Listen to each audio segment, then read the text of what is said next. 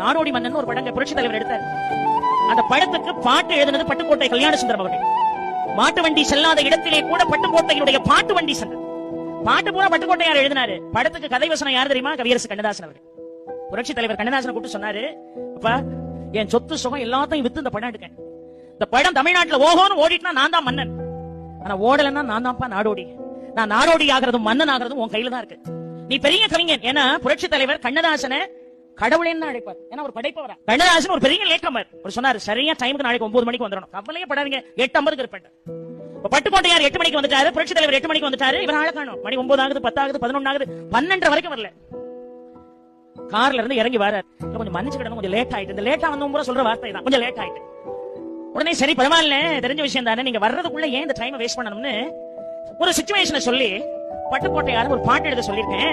அந்த லிரிக்ஸ் சரியா இருக்கான்னு கொஞ்சம் வாங்கி, ஒருவேளை சில வார்த்தைகளை மாத்தணும்னா திருத்தம் பண்ணி கொடுங்க என்ன.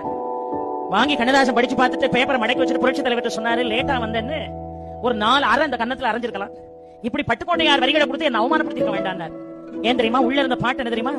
போர் படை தண்ணில் தொங்கியவன் வெற்றி இழந்தான், போர் படை தண்ணில் தொங்கியவன் வெற்றி இழந்தான், உயர் பள்ளியில் தொங்கியவன் கல்வி இழந்தான், கடை தண்ணில் தொங்கியவன் முதல் இழந்தான், கொண்ட கடமையில் தொங்கியவன் புகழ் இழந்தான், உன் போல் பொறுப்புள்ள மனிதரின் தூக்கத்தினால் பல பொன்னான வேலையெல்லாம் தூங்குதப்பா.